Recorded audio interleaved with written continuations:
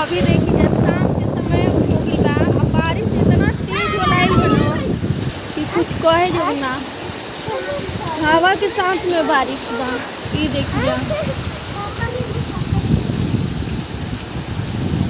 हमनी के बहन जा घर में हमनी के तो पूरा एकदम कहे के नहीं है,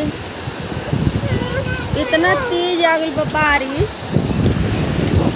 अभी बाबू लोग स्कूल से आते हैं जब